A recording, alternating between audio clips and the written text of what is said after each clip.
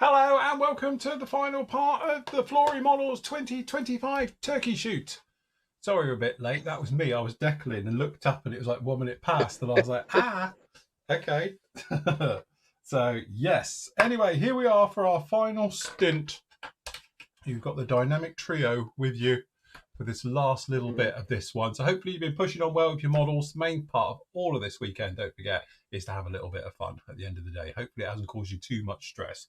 Like I always say at this point, if you're nowhere near finishing, don't rush it. Just take your time, finish it over the course of the week and do it like that. But it's worth a valiant effort all the way through. Anyway, how are we doing, guys? John, you okay? Nice lunch? Yeah, good, thank you. Yeah, had nice pork chops and roasted new potatoes. They were very nice. Very nice so, indeed. Yeah. Wow. So I'm nice and full now. I should say so. Nice. I just had my cold sausage sandwich left over from this morning. So yes, very nice. Nathan, how about you? Not too bad. I did have the, as predicted, cheese on toast again. So that's right. all we've got in at the moment. Bread and cheese. Yes. Fair enough. That's all good. No problem. And hello to everybody in the Flory Models chat. Lovely to have you back on with us again for this little last stint. So we've got another 2 hours. Finish these little guys off. And hopefully you guys can finish yours as well. We can have a look at those a little bit later on. Nathan's going to talk us through next year's group builds and Sigs as well. On that one as well. Big thank you to everybody who's purchased off the store over the course of the weekend. You've blown me away as always. I know what I'll be doing all day tomorrow. So lots of things to come on that one as well. So yes, very, very nice indeedy. So good job. So if I just show you where I'm at with me. There we go. Computers are all on a bit of a slow go. I think they're getting hot. So I can't touch him too much because he's all deckled. But I have hand painted on the black anti-glare panel around the canopy because, well, yeah, I forgot it. Should have painted it before doing the decals, but hey-ho, they're on now. But decals are on, going round. We've got decals on the top, and obviously we've got the decals on the other side as well. So he's coming on very nicely. I'm going to give another coat of white to the gear. I've used pens for this, as you'll be seeing. I've literally just been doing it with the old AK pens, real colour pens, just to do those. We'll do those, and I've got a little weapons bit for it as well. So I've got some missiles to do. I've got a couple of sidewinders, and we've got the drop tanks as well, just to finish this little guy off as he makes his way through. So it's coming along very nicely there, and then a little bit later we can de-dust and cobweb the big brother to this one. So that's good. So very nice on there. As you've seen, is yours totally done now, Nathan? Barring a flat coat, right? Okay, which I'm not going to do today. I mean, I could whack a flat coat on it, finish it, but I don't, because I've used lots of enamels on it. It's a bit sticky. Shall I show you what I've got? See if I can get go on then. Show us what you got. So hopefully this will work. Is the wait for it to come through. Doing its thing. Hold on, give it a sec. Give it a minute. 1 minute. It's not having it today, is it? No. No. Give it 1 more second. It's weird. I was working yesterday, but it worked perfectly yesterday. I was very impressed with it because it was so clear as well. It was really, really nice. Yeah, let me just try. See if we get it. No, it's not having it, is it? I'll do the overhead. So it is not going to work either. Oh. Overhead cam, get that out of the way. So we'll do the best we can with this. See, it's just a bit shiny. There we go. That's all right. Catching the light a bit. It's just, I would like to flat coat it off. Put the light next to that. Yeah. So it's all done. It's just a bit sticky. It's not sticky to touch. But do you know you can feel the softness of the paint? Yeah, I know what you mean. Yeah, it feels soft. So I'm not putting fingerprints on. With the enamels, it softens everything up. It'll dry back over time, but it takes a little bit. So yeah. I think the best thing to do with this, you see, it's just got that gloss to it. That's what I want to kill. Yeah.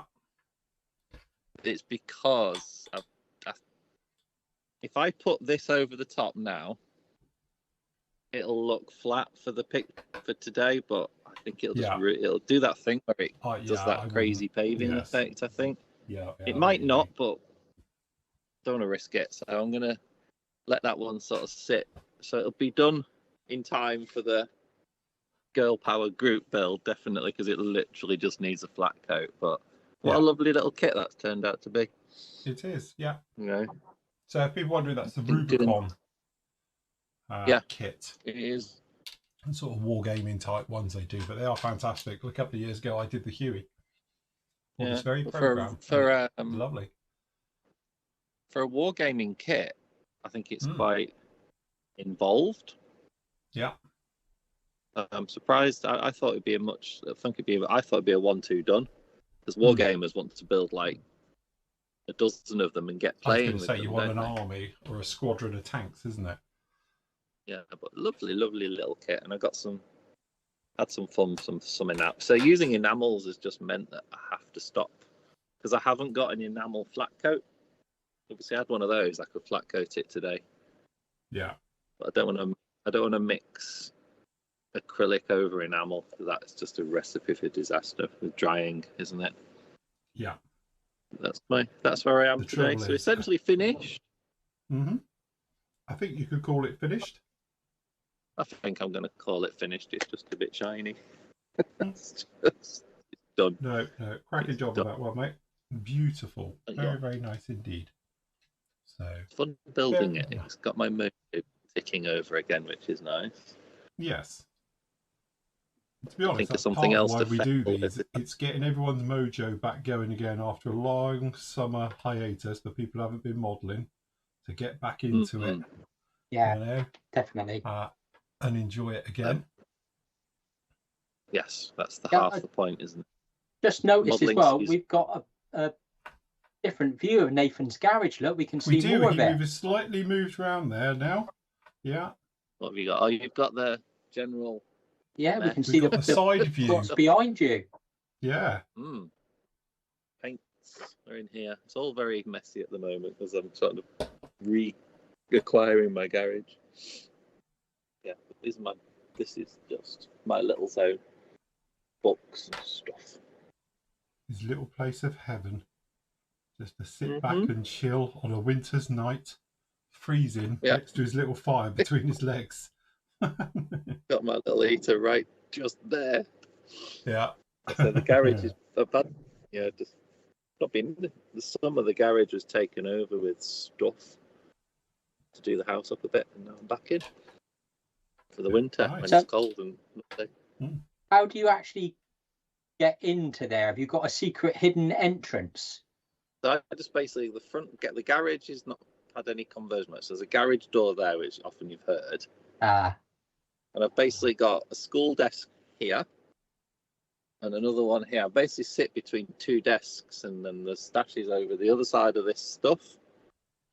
And then just general house stuff sits that way. All very compact. Every alleyway, I walk through spaces about this wide to get in and out. Because that wall is just full of old cabinets. Could do with thinning the stash just to make room, if I'm being honest. It's my little zone. You've got some nice stash in your stash, though. That's it. Some old classics. I've got too much stuff there. I've got my own personal model shop, really, in there. Yeah. Which I think we're all sort of guilty of. Yeah. All good thing, fun. Cheaper than golf. Yes. Probably. Yes. We were discussing that the other day, wasn't it? It's like, for the price you pay for a round of golf these days, no one can complain. No, totally. So, just get the white coat on here. Think a bit ahead what to do next with my afternoon. Well, I've got an hour. I'm looking for some. I used to have a zone where I stuck the half-finished ones, but I can't spot them. They were digging something out, finishing it off, couldn't I?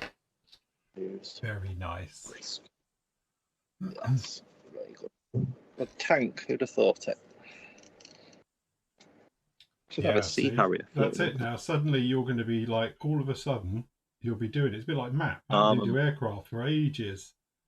And then suddenly he sort of got the bit of the bug on it. Yeah. Yeah, that's it now. You're the armour expert, Nate. Any questions? That's it now. Yeah. It'll be German armour.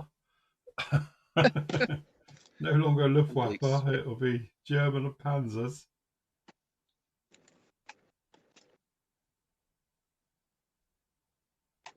Something just to fiddle with this afternoon.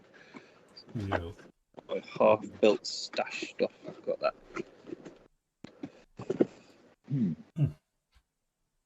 Ooh, what's that? Right, now we've just got to do a little bit of black on the front of these. I think we'll be ready for popping them on. Just do the sidewinders. Yeah, the pens are absolutely great until you need to do something with white, and then it takes about 5 coats with the pens. But never mind. We will persist. It's a shame this one doesn't have a little stand. A couple of years ago I did it with the Phoenix missiles, which aren't here. I was looking for them. They must have gone down to my mum's house for safekeeping. And but you remember I did the 2 Phoenix missiles in flight. That would have been great for this. You could have done a force perspective. Cool.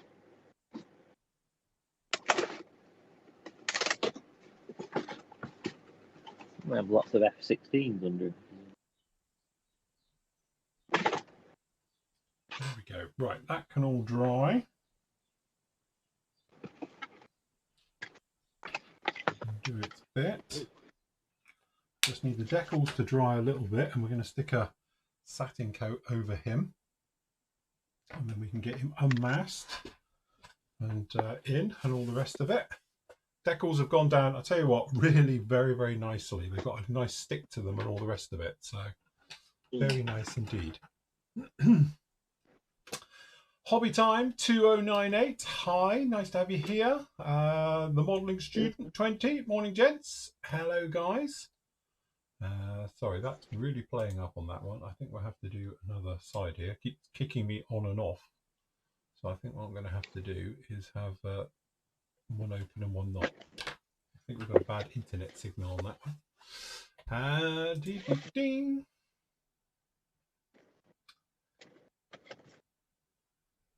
Richard says, you've got time, Nate. You can do a 70-second 109 in 2 hours. I've had a mass set. Yeah, so you need a mass set. Yeah, I'm looking for something like half. It's all jumbled up. Everything's in the wrong way. David says, show us what John is doing. Seeing as you asked nicely. I am riveting. He's riveting. Which, is, to be fair, it's not going to show up very well because it's on black. It's undercoated with black, so it's not going to really show up. But I'm just finishing off. I've basically riveted the whole fuselage because there's nothing on this kit, so it's not completely accurate. I'm just basing it off of a set of instructions from the Big Air Scale 1. It's more about the effect, isn't it, really, there? And it's about the effect. And like I say, it's the first time I've done it, and I'm quite impressed. I mean, it's under a coat of paint and that, it just totally livens up the surface a bit. Yeah. Yeah.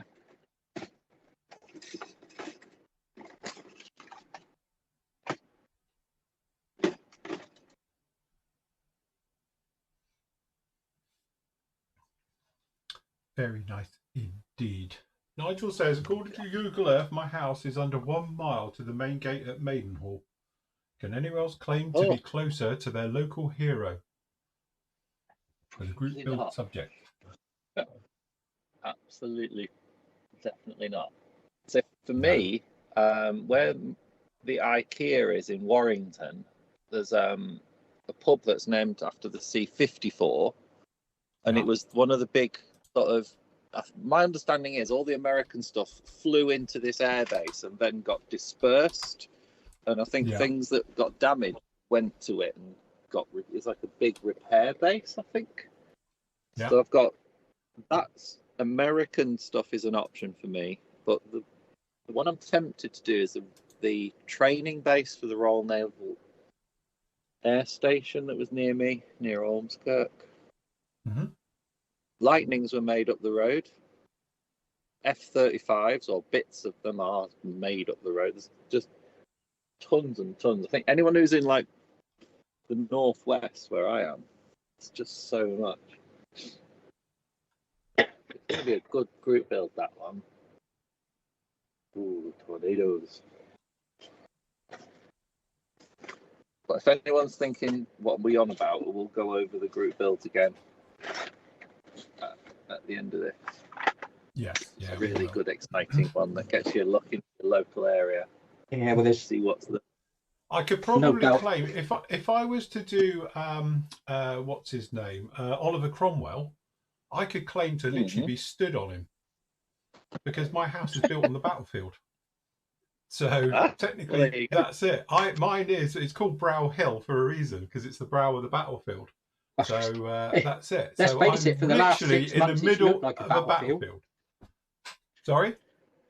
For the last 6 months, it's looked like a battlefield. That's it for has. Sure. To be honest, it's a wonder we weren't pulling up, stuff and shot and various bits and pieces. But yes, so we had a big battle here. So it was a few years ago. It was in the 1500s. So yes. But for the old War of the Roses with Mr. Cromwell. That's cool.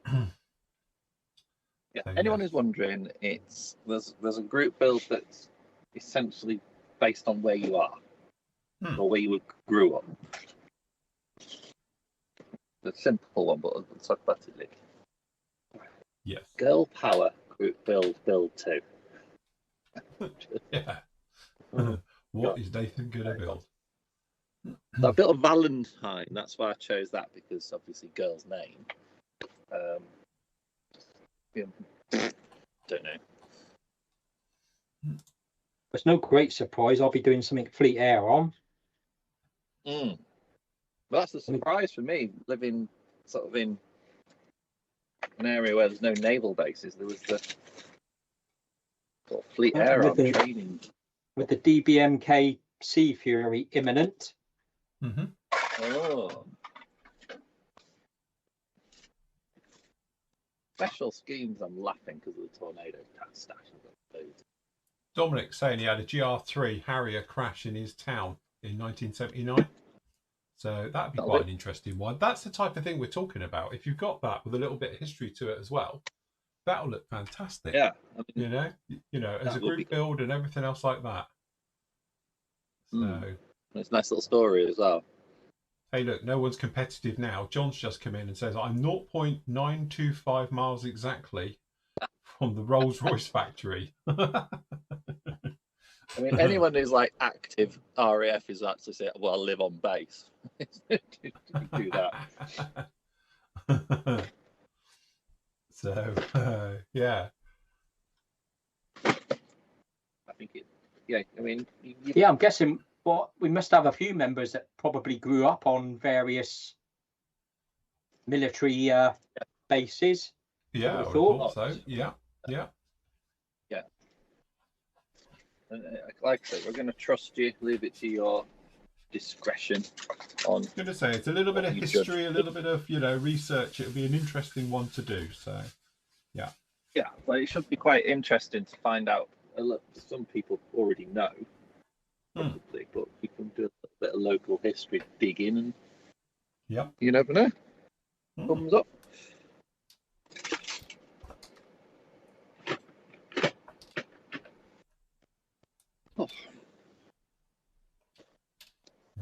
try and arm our little mate here. So we'll give him some couple of phoenixes.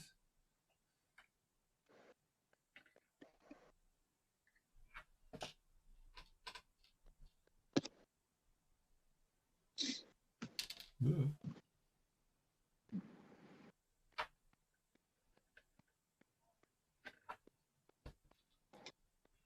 One and two.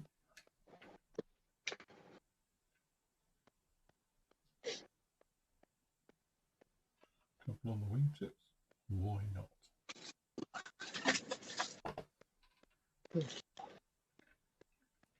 Hopefully I can still get the gear on. Yeah, it should be alright.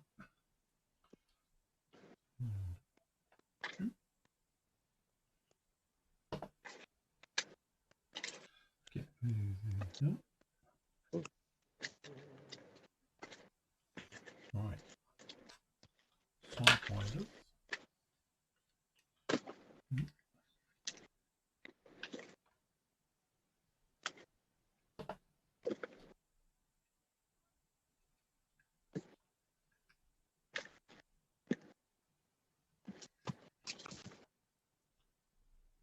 I'm amazed I haven't snapped the pito off of this yet. Yeah, don't speak too soon. Yeah, wait for it. Right, the weapons fit is on. Oh, fuel tanks. Bit fires.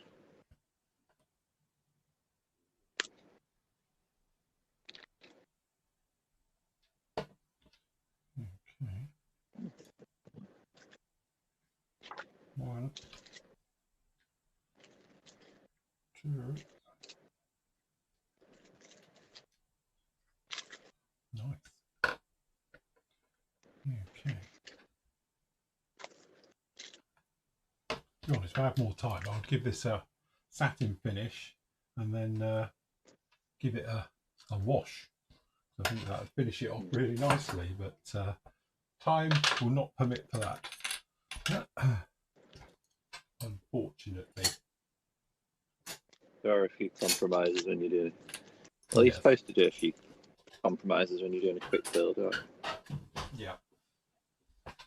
Right. Flat black. Let's do some tyres and wheels.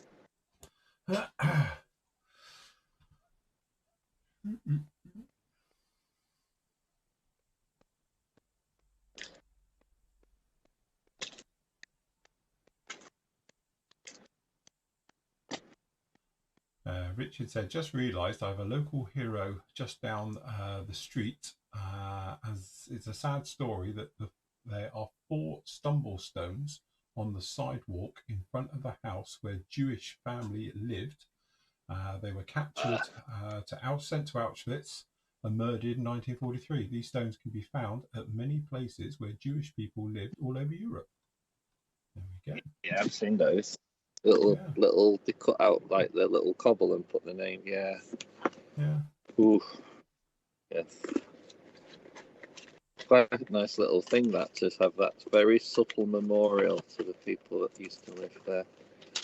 Just it.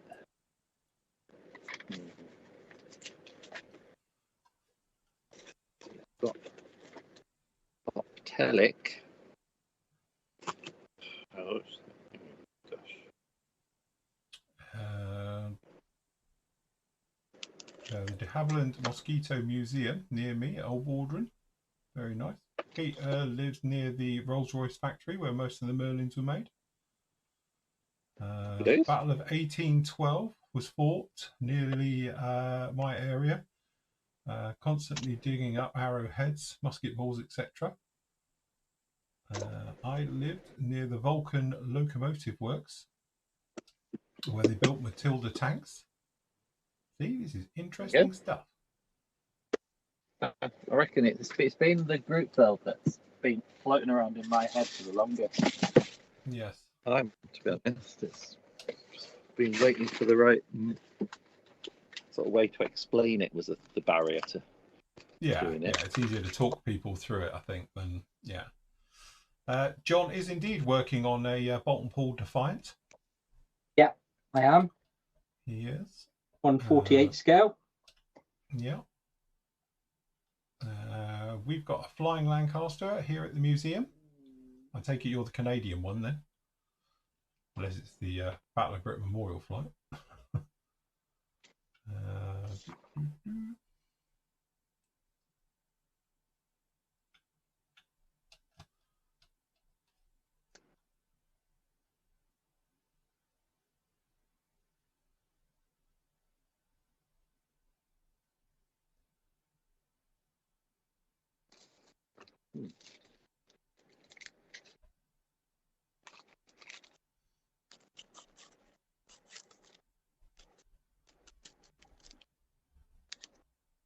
Peter grew up 1 mile from RAF Honington. That's up at Weston, isn't it, Peter?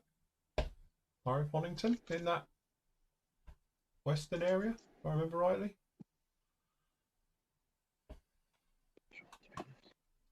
No, it's Locking, wasn't it, at Weston? What was it? Honington's. Where's Honington? Is that over the eastern side of the country? I don't know. Peter, where's that? Near St Berry Edmunds. Oh yeah, not Yeah. that one then.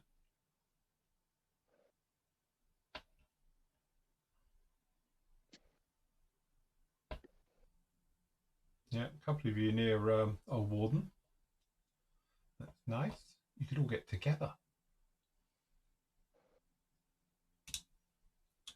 Neil's got Tangmere and Goodwood.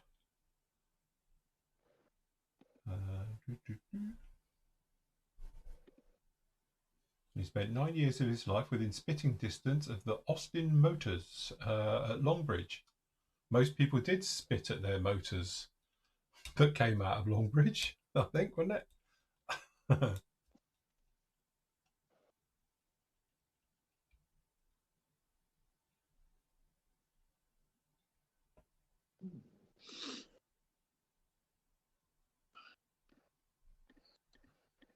There you go. Ken lives near Manchester Airport in New Hampshire, known as, is that Grenier Field, which was a base critical hub for training bomber and air crews headed for Europe during World War II.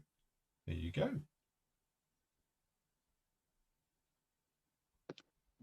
And Marcus is the one that's landed on his feet with this one because he's got Old Ward and Duxford and the Devlin Museum. Yeah, like literally all within 30 minutes.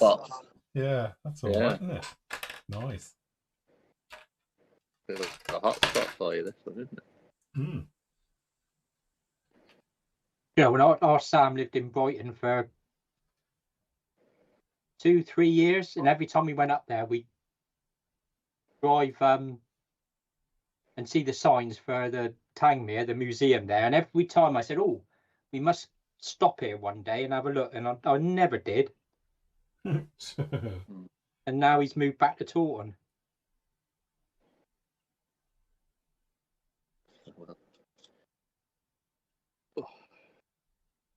That's because he wants to be near his mum and dad again. Oh, nothing believe to do me, with the free babysitting I doubt that service. very much. It's just necessity, I think. Well, that and obviously the fantastic babysitting service you give for free. Yeah, that would be a big draw.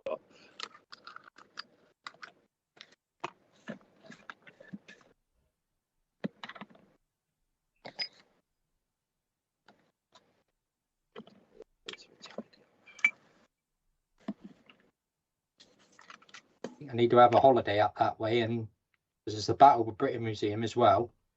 Yeah. Yeah.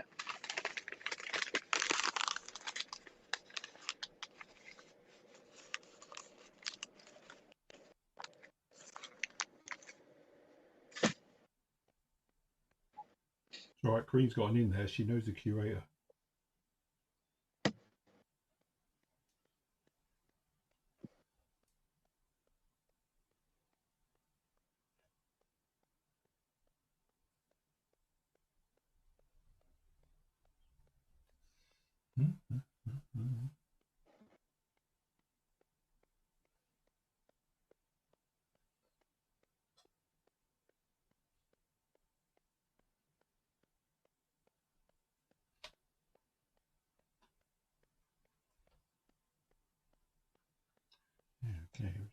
These on and dry. Then I'm going to give this a quick bit of flat coat, and I'll be right with you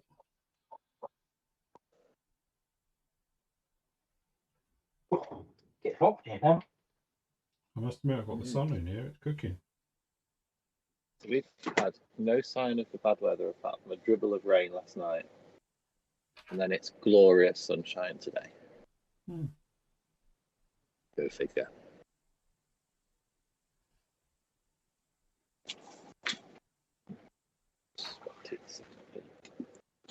Oh, it's all a bit structural.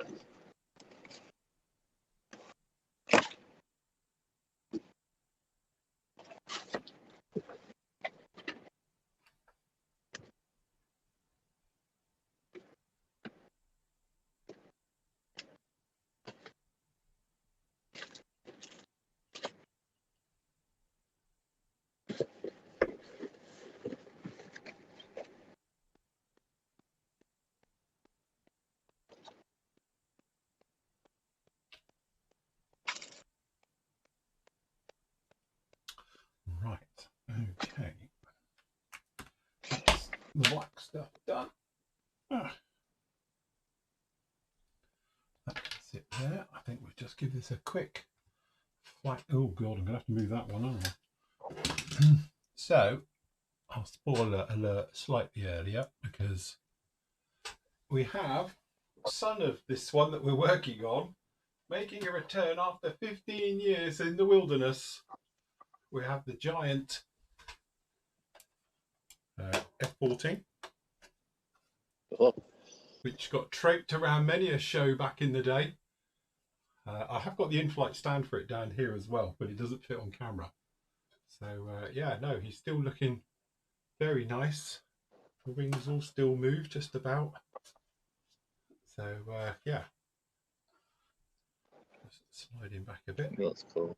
But this is exactly the same markings as this little guy. God bloody son. But it's the same markings, the same everything. So, difference in size is funny. Slight difference in scale, but they are exactly the same.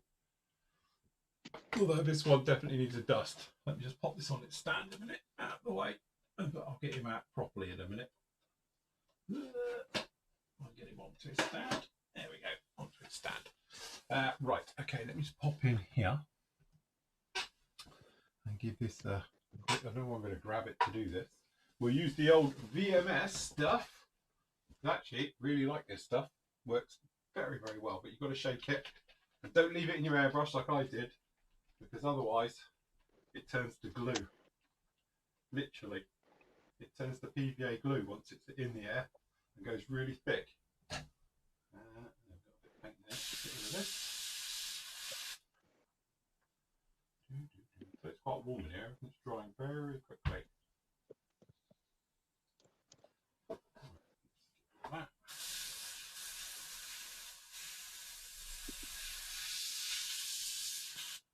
Famous Banger Banger 180k.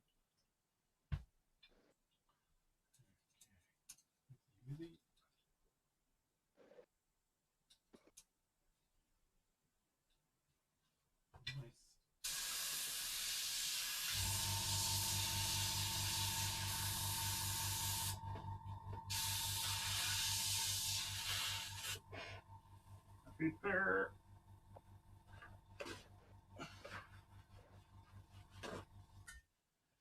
I'll tell you what the next big product will be, right? Because we all use it.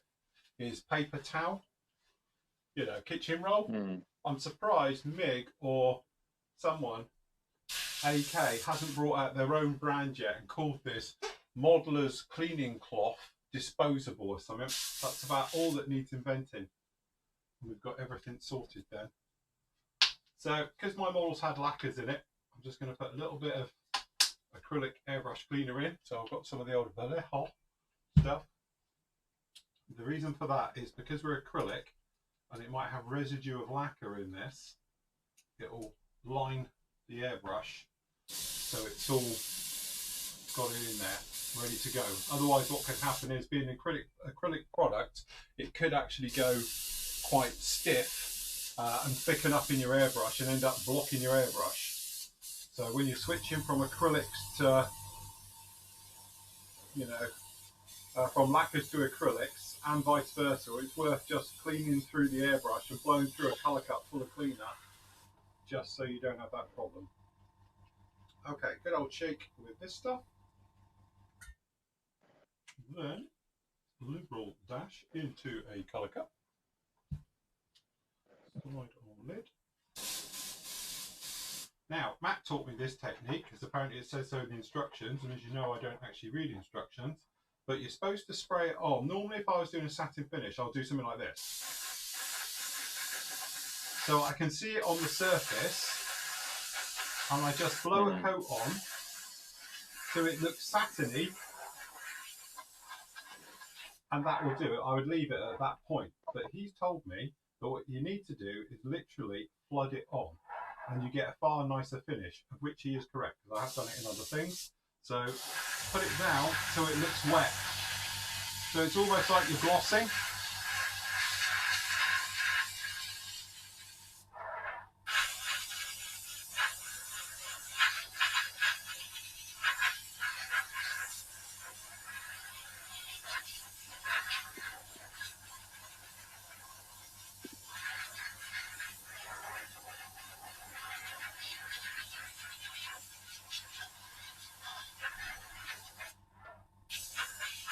It'll dry off quite quick because it is an acrylic, but you need to literally flood this stuff on for best effect.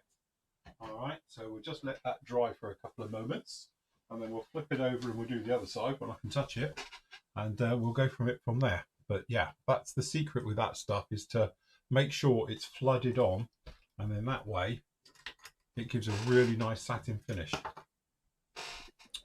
Good job by all. Right, how are we doing for time? I think what we'll do the thing in around about sort of 10 minutes.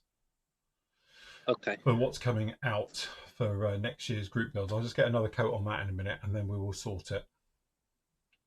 Mm-hmm. Cool.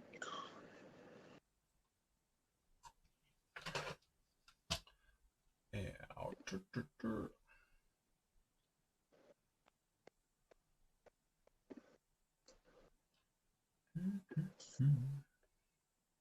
See, look, you've all got very interesting places you live. And the whole point is, what will be nice with this group build is that it will, hopefully, you'll go out and learn more about those areas and things perhaps you didn't know as well. That'd be a nice bonus, wouldn't it? Yeah, that's it. Learn about your local history.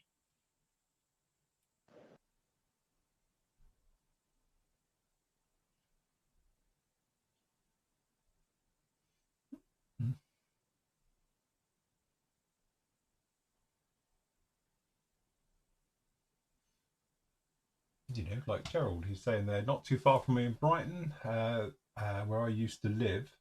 A few years back in early 2000, a Spitfire was buried under the footpath outside the front gate.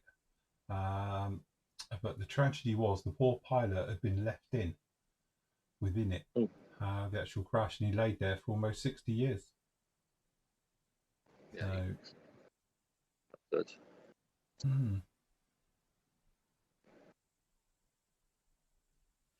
It's the thing, all these little stories pop up, don't they? Actually start looking. Yes, that's it. Once you start to get your eye on with these things and learn about them. Okay, question. To you all, if you had to pick only one kit from your stash to keep, which one would it be? Ooh, that's a tricky question. One. Not a handful, one kit. Guess it probably end up with don't know. Good grief. It's a very interesting, thought-provoking question. Well, I'm guessing mine would be my big Stuka, my big Airfix Stuka. You kind of, I was being drawn to one of the 24th scale Airfix things as well, thinking if it's bucket list kit, don't know. I couldn't pick one. Mine would probably be, because even though I've built it and got it and all the rest of it, from a point of view of I want to do another one day, would probably be my 30-second intruder. I've got another one up there, so I have got two, but that one's been in my stash now because I bought them both kits together. One's was the early A6. This is the A6E tram I've got up there as well. So I quite fancy doing that one at some point as a little bit of a revisit. So it would either be that or it would be my Academy 30-second F18 A+ that I've got down there. I've got the Red Devils boxing of it. They're probably the two, because when they're not around, they're really hard to find. The rest of them, looking at it, I'm just thinking I could probably rebuy a lot of those. You could get them again, but looking at a stuff that's freaking impossible half the time. Yeah. I have also got a resin studio scale X-Wing as well, which is under my desk, which I get out occasionally, which is worth a small mint because the manufacturer of them now has died. He's no longer doing it, but he used to be a bit of a master craftsman with it, and I've got one of his, and those things are going for stupid money at the moment. So might be grab that from a financial point of view. But yeah, difficult one. Nathan, any particular one you can think of? Probably be drawn to keep one kit. It's really impossible to say, isn't it? It's very difficult, yeah. Yeah. The kit that's nearest me and right in my eyesight, the first thing I thought of was the 24th Spitfire 9, the Airfix one. Yeah. I bought that and I thought, ooh, that looks lovely. It's tough. I couldn't pick one. Other ones, the Tornado 48 ones, the Revell kit. Probably have one of those if I had to. Yeah. Yeah, tough question that. Keep looking now. I think I'd say one of the 24th scale Airfix ones, because those were always the kits you wanted as a kid. Yes. I had to pick one. Probably go that, which is not used. I don't know. So I picked up one of the Mark 8 ones at Telford as well that was going cheap. So probably one of those. I mean, I have sold off a lot of me, well, all my stash down to what I want to keep now, basically. Possibly need to take a leaf out of your book on that one. Thin it to the max. Yeah. To be honest, I've been saying in it since I moved in here, I'd like to halve my stash just because I've got a bit more room over there for perhaps the 3D printers to come in here and go down there. But yeah, it's so difficult when you sit there and you go, right, go on then. And you're like, ooh, wait. Yeah. Yeah. It's a difference between saying about it and actually doing it. It's a little bit different on that. So never mind. Right, let me just chuck this over and I'll do the other side. Get the coat down in here. Glasses.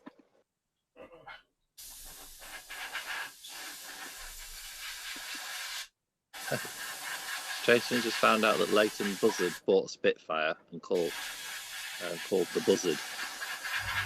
All linked as well. Greg's gone for the Airfix 24th Spitfire. And then John has got a reassuringly large stash, but he's gone for the 112 Tamiya Williams FW14 because it's too expensive to buy another one. That's a reasonable choice there, isn't it? Yes. Yeah.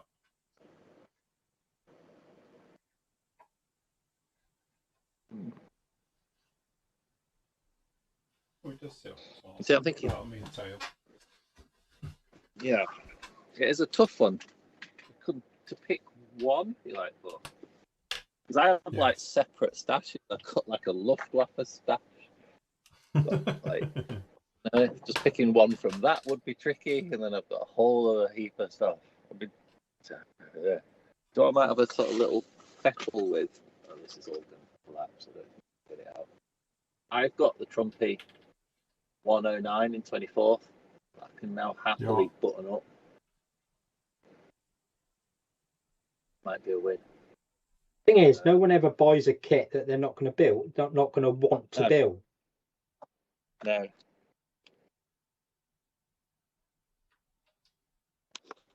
Yes. I think we've all got an idea for something in the stash. That's the whole point, isn't it? Yeah. You know, as I say, I know with me looking at mine, every single one I've got a plan for in some way, some scheme I'd like it to be in, or, you know, obviously a diorama or part of something else, various things. I know when I used to do a lot of commission work, I'd have what I call bread and butter kits. So I'd always keep F-14s, I'd always have Hornets, Corsairs, pretty much all of those era of jets, down in there, Spitfires, you know, Mustangs. I'd always keep a couple down in there, so then that way if I had a commission come through, I've got it ready to go. So or it'd be a case of that I had commissions queued up and I knew what they were all for. But these days it's not like that at all. It's an eclectic mix of stuff. I've definitely mentally built every kit in the stash. Yeah. Oh, timber. It's not too bad. See what? At some point during the live show, it's all going to come crashing down on me head. Hey ho! I've got this. Yes. I was wrestling with to build a decent engine. But now I don't need to bother, so I can just button this one up. Yeah. Got quite a long way. Hit the wall. This bit of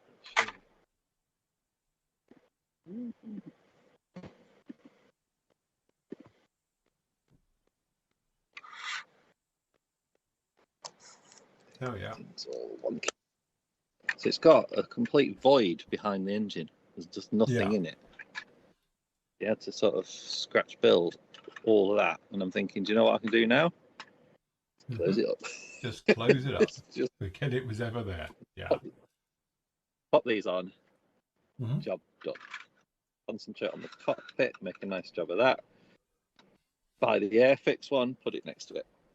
That's it. Yeah, you got one open and one closed. No, perfect. It's like the one I think what they've done is in the museum, they've obviously based it on a museum one that didn't have any of the, basically the whole bit behind the engine was just empty.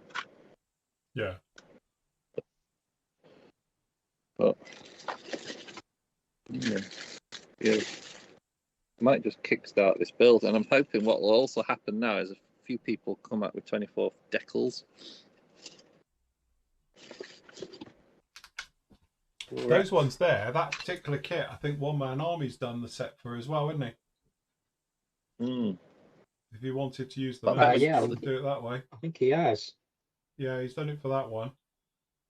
Because I did speak to him about it, and I must admit, I've got to message him back. Pete, if you're watching, I will message you back. So, yeah. I wonder when you put this one next to the Airfix one, if there are any sort of one might show the errors in accuracy in the other one. Yeah. I suspect it'll be this one that's wrong.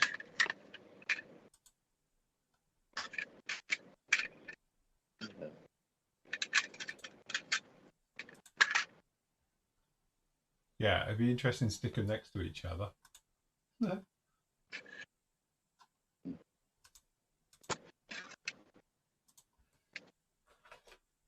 And see all what they've got.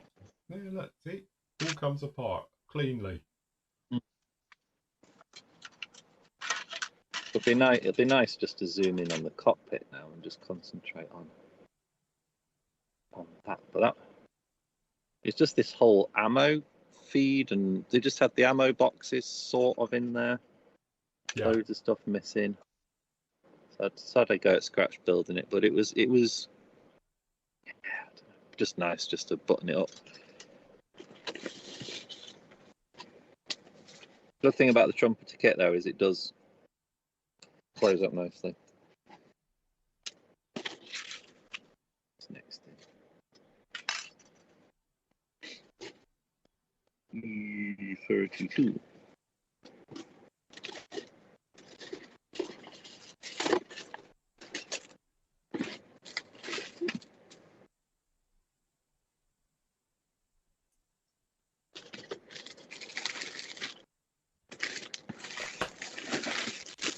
yes, I must admit, I've got a big project coming up soon with the one-man army. Spoke to Sev at Telford, and I spoke to him at SMC as well. And we're sort of doing a bit of a collaboration thing. So we've got something coming your way on that early next year. Exciting.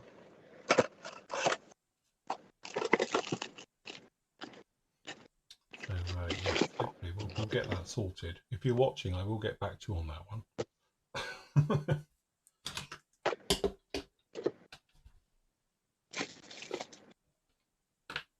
Right, we have gear. We have things. To touch, yeah. This is how nice that flat coaty stuff. Well, I call it a flat coat. This is a satin, but look how nice that goes. I know it's still got a little bit of gassing off yet, but it does go down really very, very nice indeed. Very, very nice. So let's be brutal. Try and unmask this. Where is my knife? Just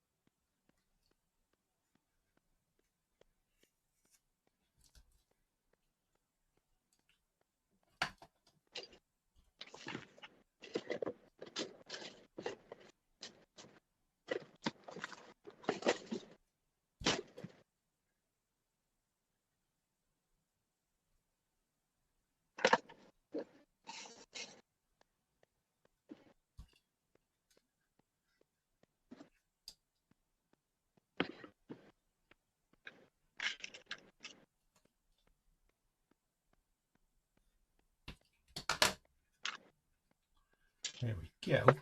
Bang, bang, bang. Okay.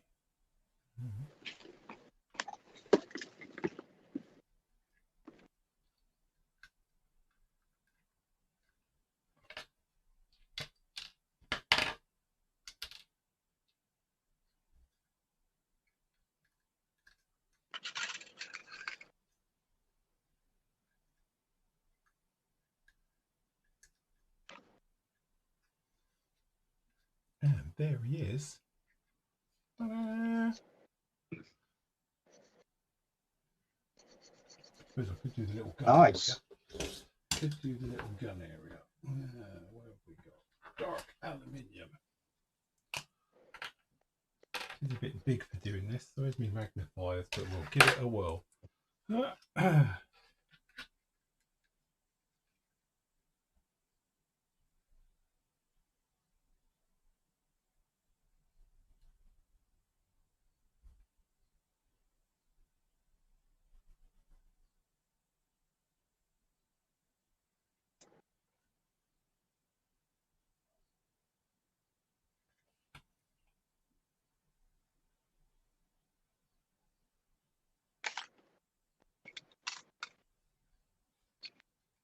Here we go.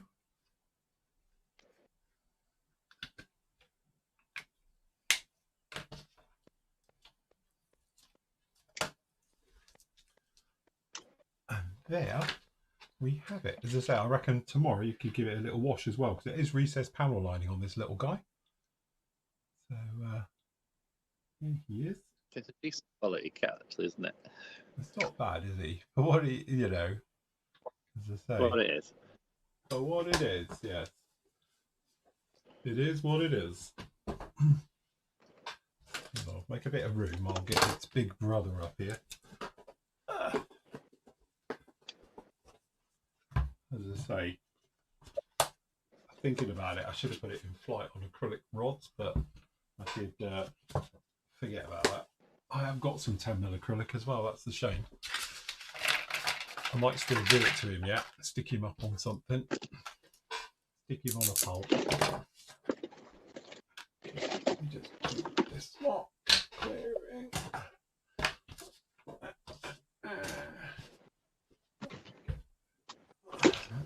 Now, get rid of that. Off.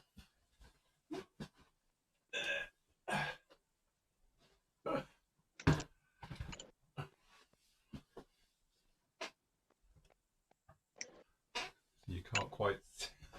It's a bit big for demoing. Oh, this is the trouble with this. It looks good in your house. Hey, I wonder if I'll get this in the new kitchen. Probably not. So, yeah, just bring it down a bit. Still too tall. Need a box on the floor somehow. So I think we'll have to remove from the stand. See, it's nice to be back on a 109. I know what all the bits are. Yeah. It's sad. I know what. When you're building a tank, you're like, which way around does that go? Right, hopefully it'll set. And this will sit just here. There we go. That's the way to do it. Just clear that out of the way. I've got all of that round.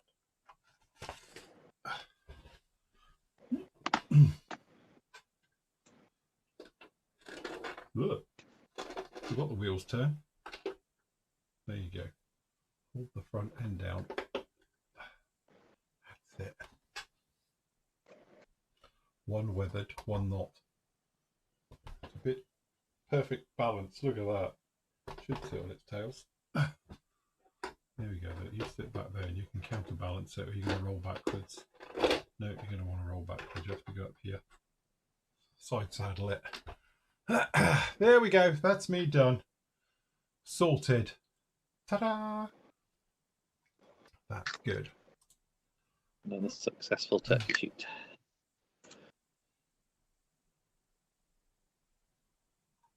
Krista says, Phil, a few moons ago, well, it was many moons ago, quite correctly, you said you'd like to build a kit with full working part electric, closing wheel doors and things like that, and flaps. Still a dream? Yeah, that's my dream.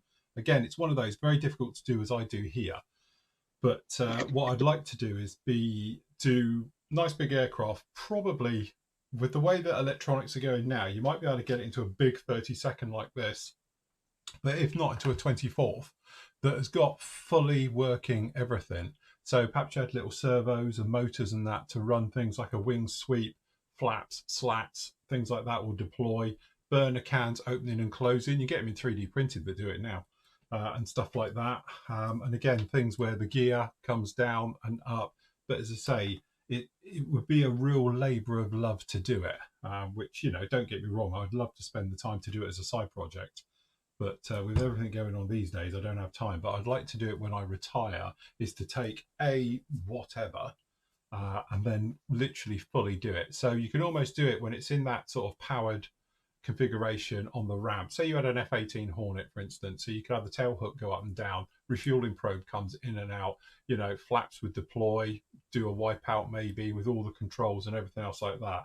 Because, you know, radio gear for RC stuff's getting smaller and smaller and lighter as well, so it should fit into something. It would never fly or anything else like that, just as something you could have it sat there and have it running through, maybe even just doing that as a startup program, you know, maybe have the fan blades turning, things like that. You could literally do it all the way through. That's my sort of dream. And as the older I get and the years go by, the more chance of reality that is coming to get that, because obviously things are getting smaller, you know, as I say, lighter, micro motors, micro LEDs. You look at LEDs from literally 20 years ago, you had to have a bulb with fiber optic and a bunch of fiber optic, and then you used to get small LEDs. Now you can get literally, it's a thickness of a human hair as an LED. So, you know, the whole point is you'd have full lights, full everything right the way through, and could have it all like that. So that is still my little dream. One day I'd like to do that. That'd be cool.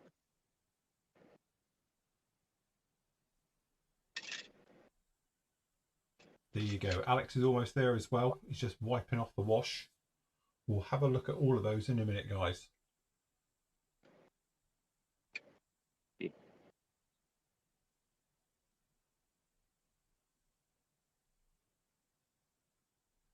David says, Nathan, when are you going to finish the M-Wrap he gave you?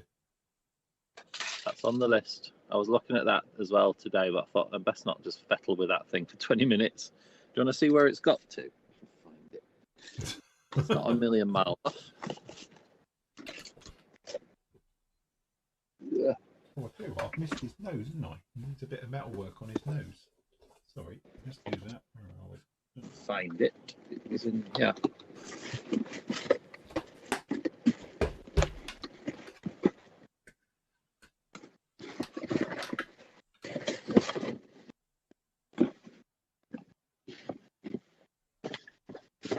M-Wrap. Okay, is it in the M-Wrap box? It is in the M-Wrap box, which is all safe. It got quite far, and then seems to be becoming the master of half-finished big things. It's all right, Nath. I'll send you mine because mine's here. Ta-da! I'll save you. Here it is. Where are we? So it's. Ooh.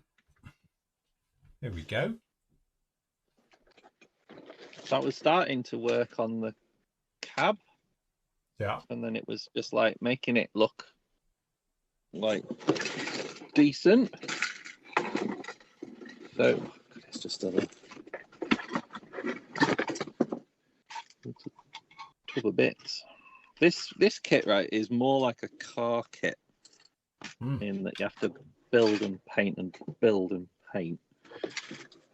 So it's just loads of bits. But what I wanted to do is do a proper job on it, really. So it's working out. So I bought I got as far as getting some seat belts onto I got some seat belts for it because it didn't have seat belts in there. And I wanted to sort of really sort of make it look like it was lived in, i.e. sort of dress up the internal bits and pieces because there's a lot of it on show. So I have got like a box full of all sorts, to be honest. So I've got some photo etch to go on it as well, like a photo etch gun for the top. And it's one of those things, it's just kind of everything stopped really, didn't it? But the seats, I don't know, seat belts, that's as far as that one got. It's still there. I'm only ever going to do this sort of kit once, so do it properly. Just going to say, do it right, take your time. Yeah, and it's like one of those things, like you could just button it all up and hide it all. I love the kit. I mean, it builds up to a decent. I was going to pop all these bits on and button it up, then it would have been done. But if you want to, it's just one of these builds, I think you do. Yeah, and it's. I'd say it is a very complex kit. Yeah, and it's got all these weird bits that go underneath for the mine protection stuff, and oh yeah, you've got all the stuff underneath. Yeah, all that bolts on underneath. I mean, the fit's good, and it's got this rear thing. I don't know what this bit is, like the boot that goes on there. But it's fine. Yeah. There's nothing wrong with it. I just wanted to make sure when you looked at it, maybe get some bottles of water floating around in there, some backpacks, some storagey bits. Get some stuff in there. Because it's got the radio bits, but I thought, you know, what's going to be floating around in the back? Don't know. Yes. I want it to look. What did they put in the back of these things? Well, they used to have, like my one and that, they've got a lot of radio equipment and stuff in the back as well. Yeah, because it looks like whatever you put in the back, you park at a Tesco's, it's not there when you get back. No. Look, I'll show you what it should look like. Here you go. It should look like that. Okay. All right. Yeah. That's what it looks like. Yeah. Yeah. But you did your seats like the yellowy colour then. Yes. And got all It does look cool, doesn't it? Well, it is when it's all done, but I tell you what, it's a freaking handful. And also when you're building it, everything just wants to fall apart because everything's held on within a hair's breadth of itself. And I know it went to Matt to be part of a diorama, but it came back in bits. I had to rebuild it. So there's lots of plastic parts that attach to a photo etch part that attaches to a plastic part. And you're like, why is it like that? It's a bit like these side ones here that are designed to fold up or down. They're on chains and they're photo etch chains. And trying to get them all to reach and be the right length is an absolute nightmare with it. But it is a bit of a mixture with it all. But yeah, I've enjoyed it up to this point, but I want to make it extra special. Yes.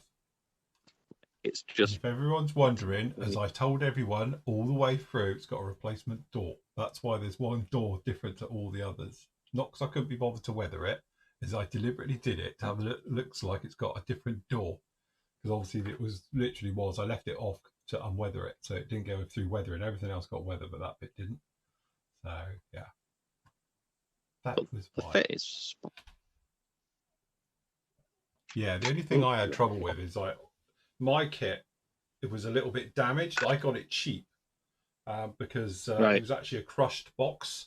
So the bit where you've got all like the axles and everything down at the bottom, a lot of the parts which were like, boxes and frame were all smashed on mine. So yeah, because I had a crushed box.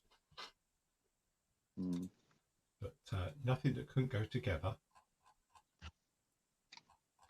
It's very, very cool. It's an interesting kit. Good. But as you say, it looked nice next to it. Yeah, it's very, very in-depth in these things. Yeah. It's a year's building one go, to be honest, just on its own. Yeah. Like I think I said at the time, isn't it? Because you've got all this photo etch on it as well, it's literally built up just like the real thing.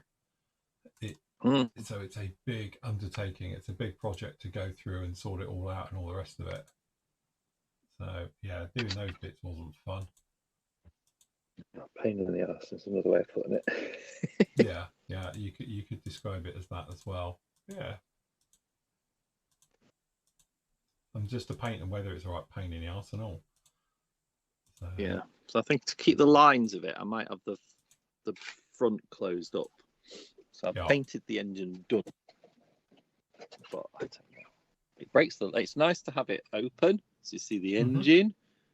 But then it breaks the lines of it and it's not open and closable. You have to do one or the other. Yeah. But yeah, just underneath, the amount of detail that's underneath these things is amazing. Crazy. It's insane. Yeah. But a nice little diorama of it. It does lend itself to a diorama with some people. But you see, if you pose it like the box, it just breaks the lines up. Yeah, it does. Yeah. Yeah, totally. See, mine went up to Matt's to be turned into a diorama, but he never did it. So I brought it back. Came back. It came back.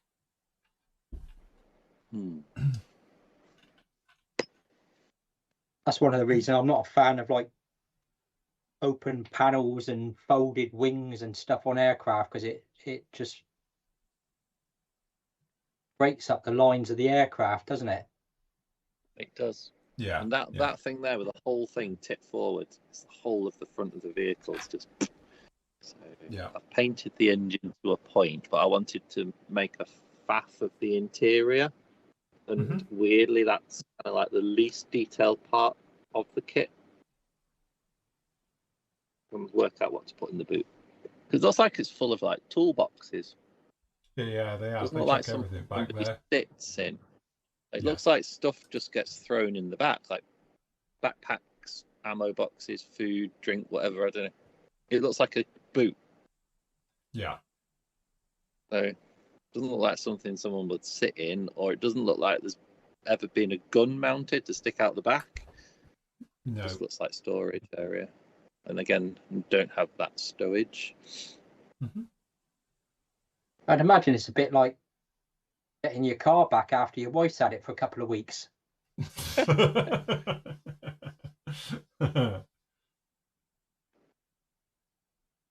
Yeah.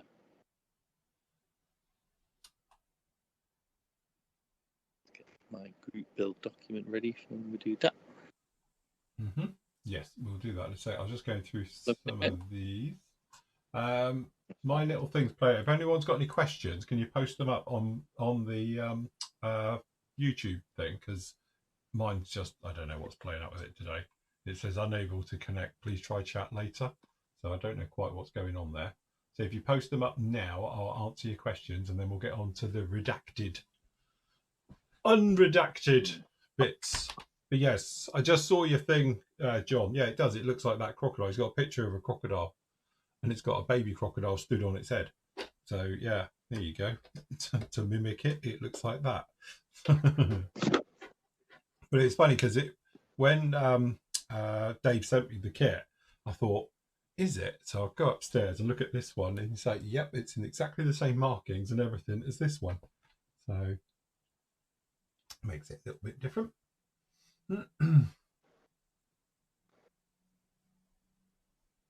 So yes, good job. Right. Now it's all playing up now. Hopefully we're still on the air. Our chat, are we still on the air? Because I'm just showing a black screen now. Can anyone see us or hear us?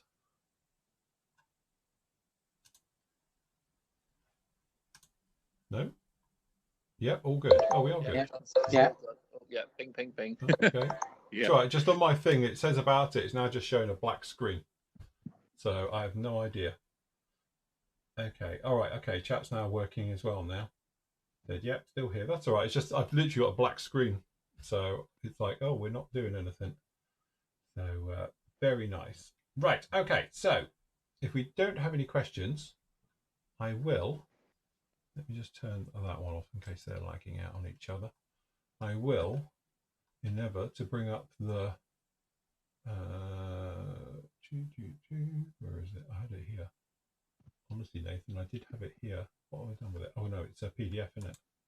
That's what we want. Okay, right, Nate, you ready to talk us through this? Yes. So let's pull up my copy. Okay. Right. 2 seconds. So I can read it.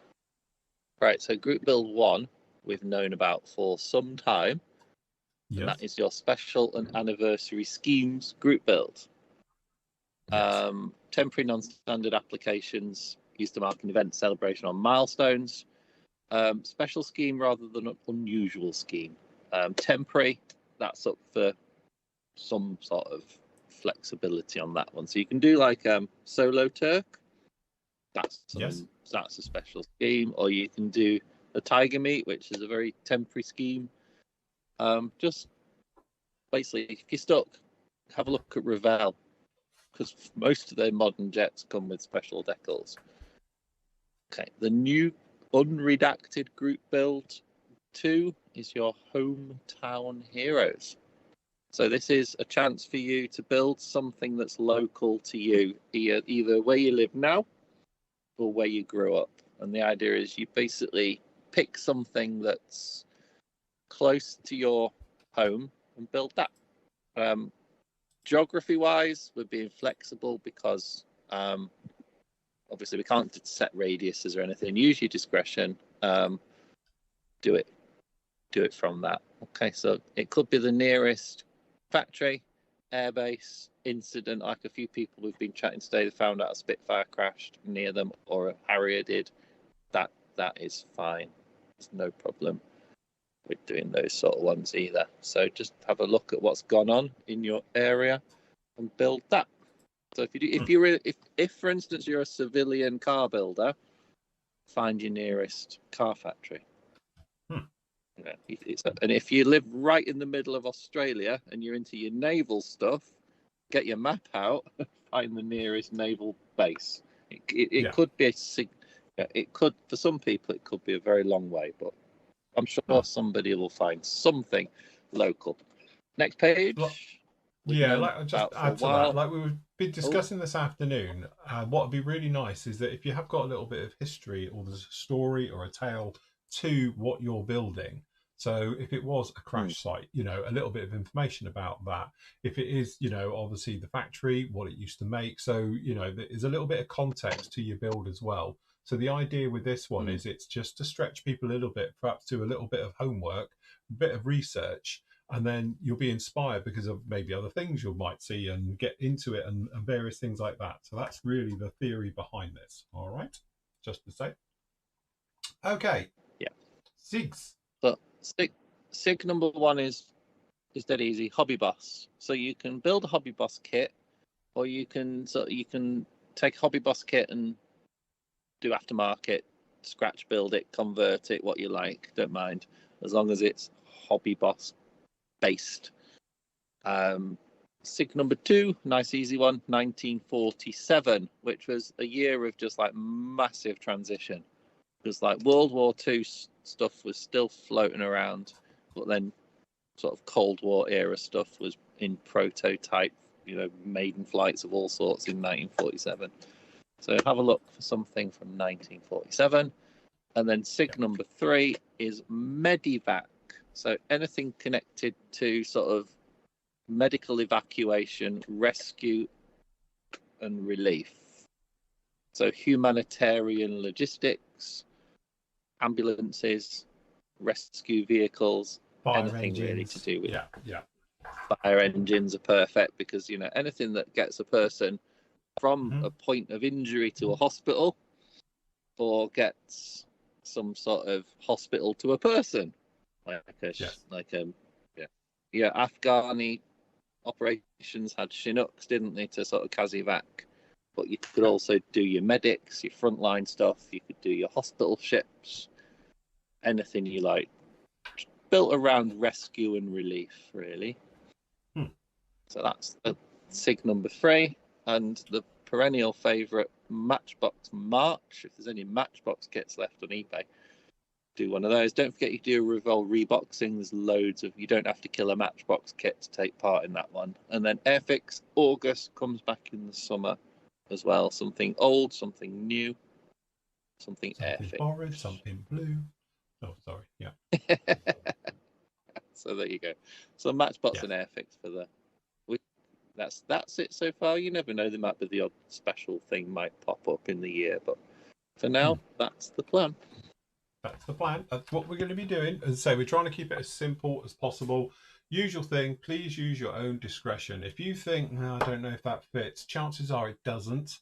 So don't do it. Don't try and complicate these things. And I'll tell you what is a post, and I will mention it, wasn't going to, but hey, the amount of people who say about, oh, I'd love to see this, I'd love to do that, and it pushes the envelope, and we have to have discussions about this and talks about it and all the rest of it, and they never finish it.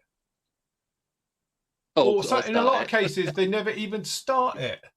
So it's like, why are you giving it to us to sort out? And then all the rest of it, it's like, Jesus. So, yeah, seriously, if you don't think it counts, but the amount of times this has happened, and I've gone back and had a look and thought, hold on, we had so much bloody chat over that, and then they never built it anyway.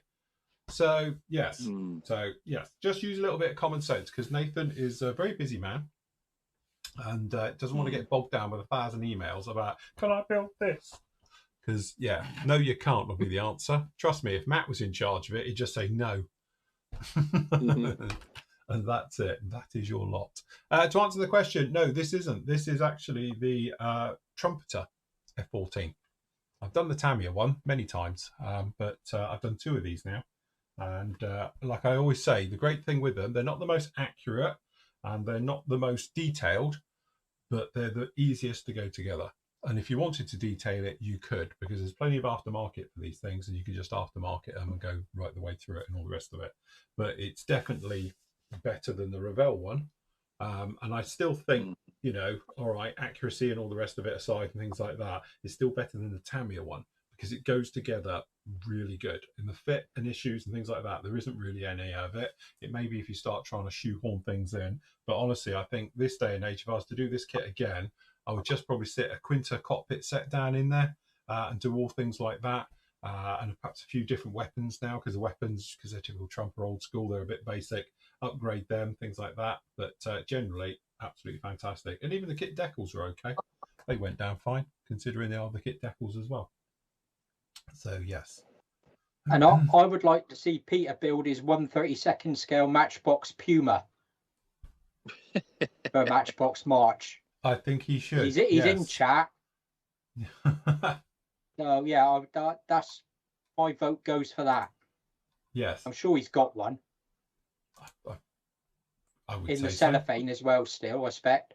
Yes. Yes. So do the get on, Peter. Puma. Rip it open. Yeah. Get I have building. to say, I still maintain that Matchbox Puma is probably the best kit they ever did. What do you mean you haven't got a Puma? What? Everyone's got a you Puma. You call yourself a Matchbox well, I did have a Puma. John's got my Puma. Oh, Peter, you've gone down in my estimation now. No Puma. Yeah, Zomboy, will PM be getting the 214 Dark Iron? I don't know.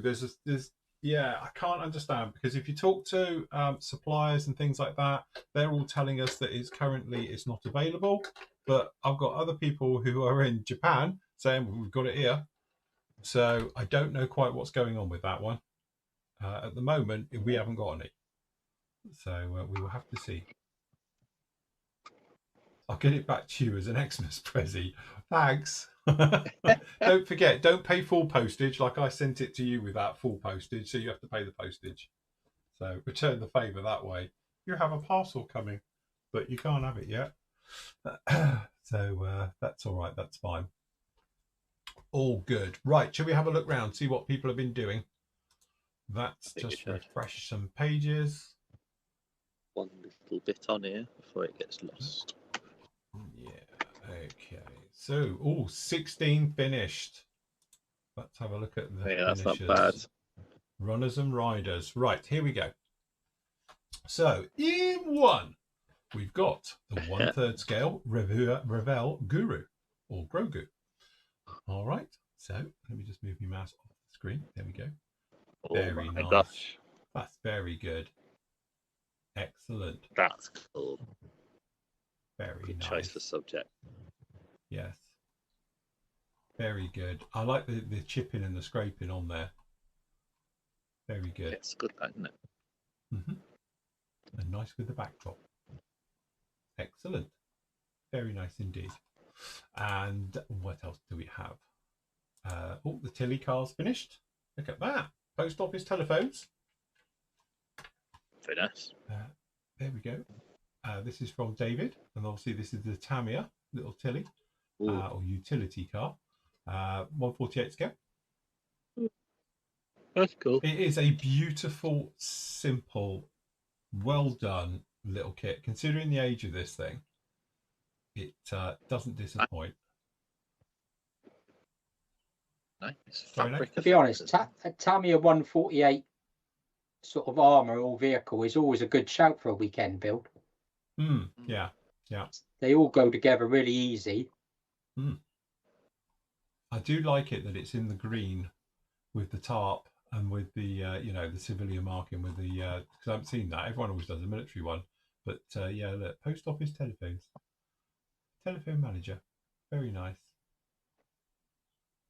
perfect, very nice indeed. Good job, well done, David. Very nice to see something like that. Warhammer. Ooh, we've got Warhammer tank. Is it Sicarian? God, that's why I don't do Warhammer. I can't pronounce half of it as well. Very nice with the different colours. Beautifully done. So that's my next build, is a Warhammer. Never built one before. What could possibly go wrong? I could just, infuriate another quarter of the internet. Oh, that'll be fun. I promise I will not paint it on the sprue. I might put it on sticks first, then paint it. So well done, Ian. That's fantastic. Very nice. I'll be taking notes. Polar lights. Speed Racer Mach 5. Very nice from John.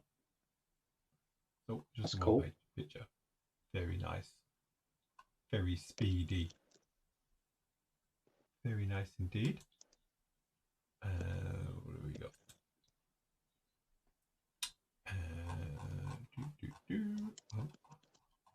Oh, sorry. We've got an area for build threads and a separate one. We'll do it whilst we're here. But Kenny, we'll put it down in here.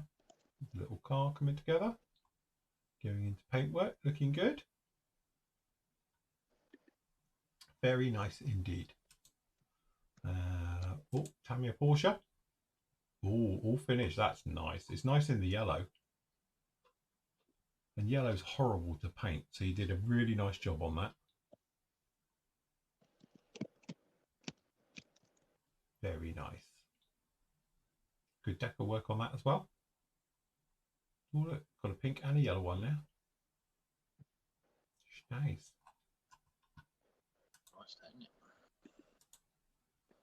Okay. Come on. Come on, don't do this now. You've only got another half hour to go. Don't die yet. Okay, Ken, we've got a couple of Stugs. Very nice.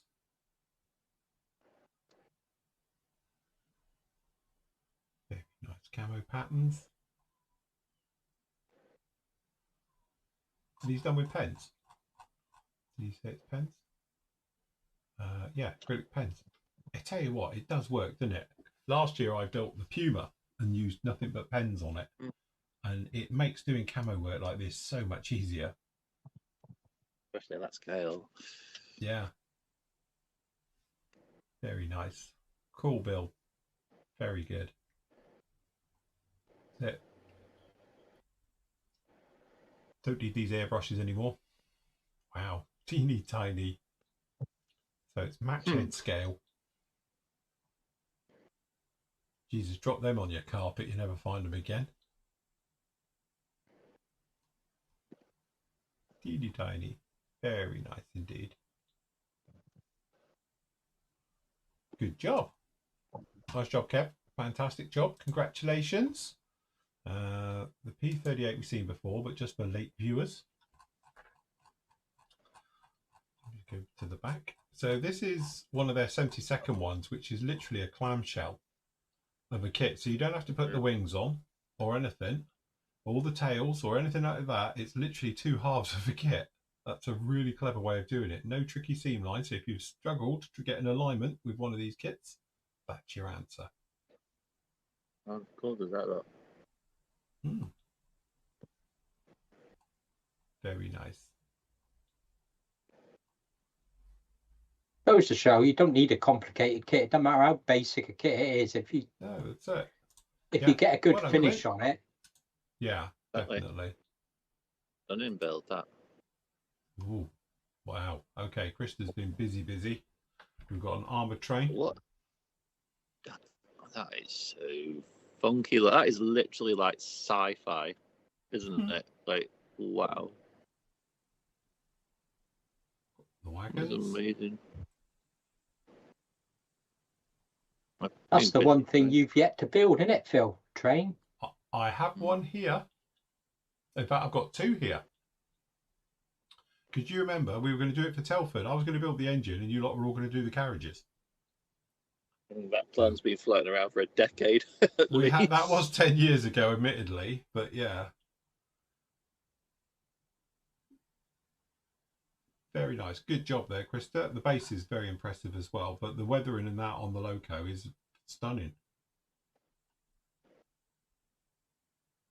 Trouble is, okay, this is just me overthinking, but isn't that now a bigger target for a bloody plane to come and shoot up? Because when it was like just the, it wouldn't be as big as boxy as that. That's like a barn door going across the landscape instead of a like slinky train. So, but I don't know how thick that armour is on there, but there we go. But no, very, very nice. Good job, Krista. You're a little star. You always perform very well at these things, and you've knocked it out of the park with all of that lot. A full railway set. I was going to say, I don't think that'd stand up much to a rocket firing typhoons coming down at it. Yeah, got a big thing to shoot at. Yes, I want legs. Very good. More to the point, where's the head?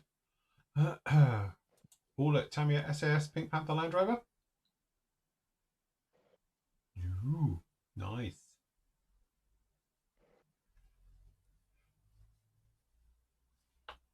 Good stowage detailing as well. Very nice job.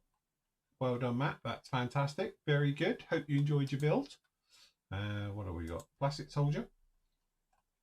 Oh, God, it's a flicker. Oh, here we go. It is going to load. I was going to say, sometimes I don't load flicker.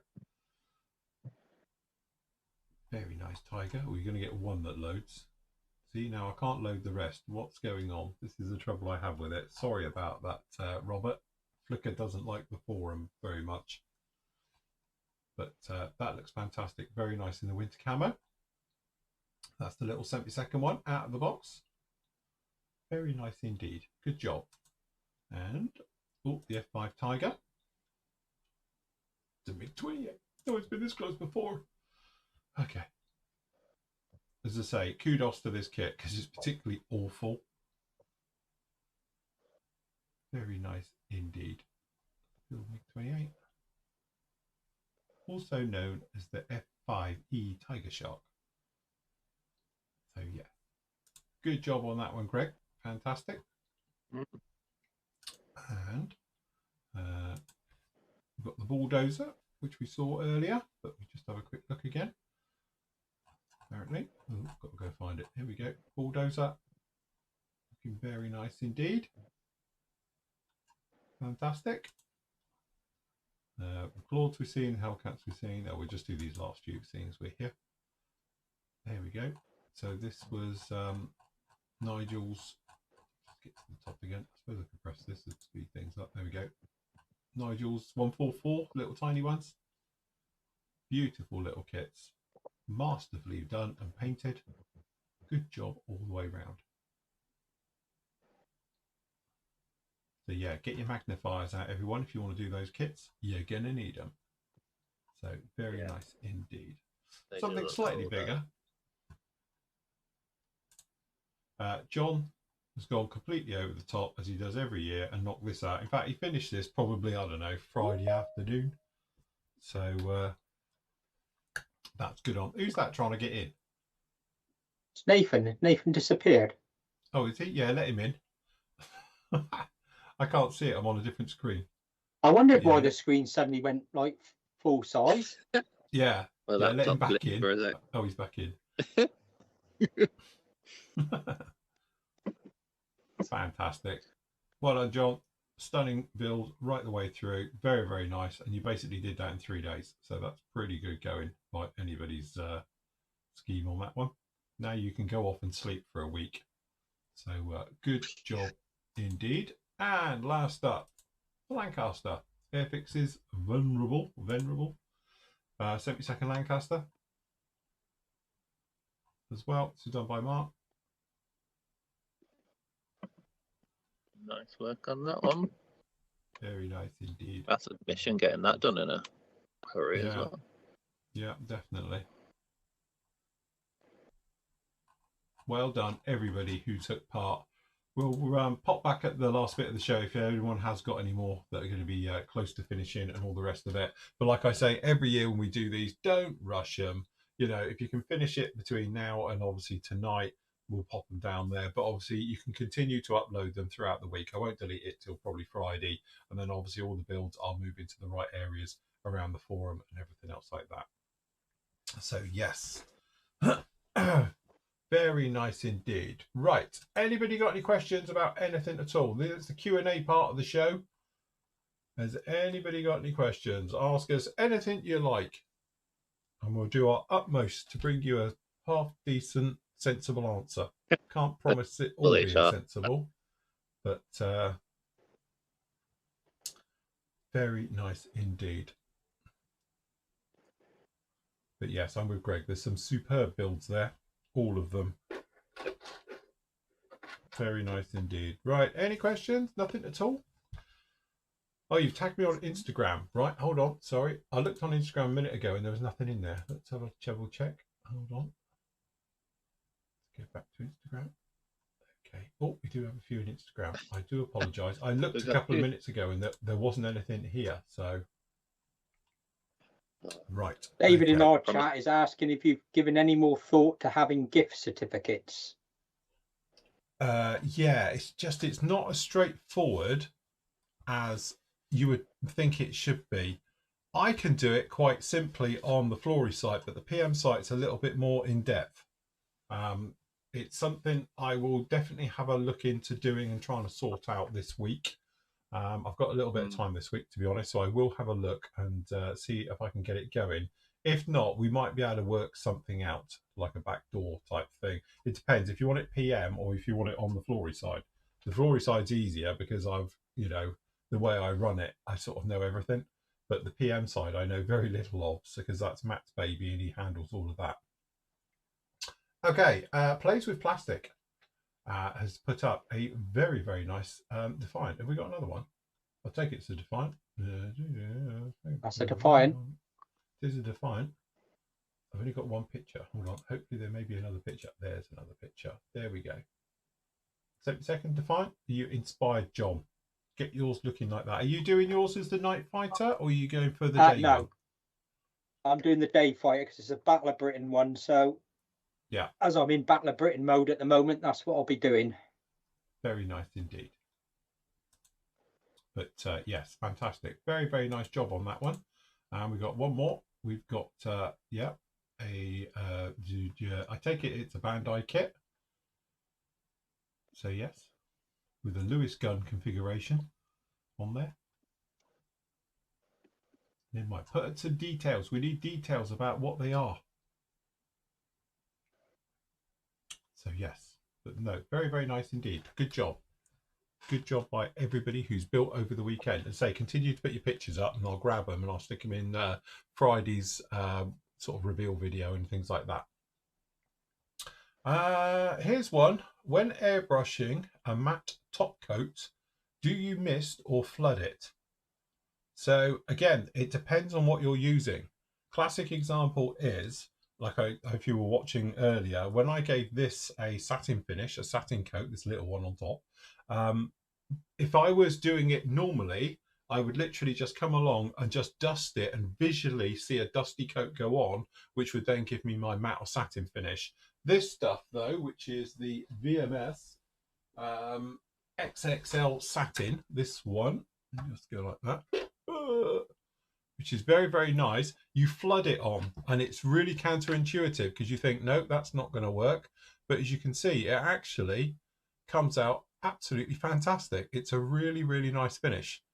But it's slightly counterintuitive to me because when I do it, I like to sort of visually see what's going on. But Matt said, no, this stuff you don't. You flood it on and leave it.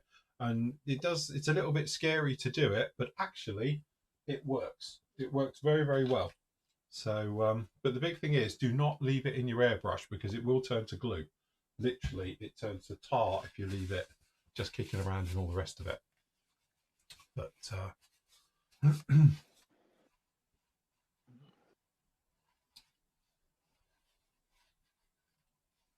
so you'll be fine over a lacquer top coat. So if you're go over the top of lacquers, you'll be fine, no problem at all. What I would worry about though is obviously when you're putting stuff like that over, just be careful if you're going over aquatis because aquatis tends to take a long time to dry off, because it's an alcohol-based paint rather than a lacquer-based paint. So although you can thin it with lacquers, it still is one of those that takes a little bit longer to go for it. So yeah, make sure they're on. It was the worry with this, but because it's such a small area, it's dried all okay. But I wouldn't speed build with aquatis paints normally. Lacquers, like AKs, things like that, Hitaka, no problem.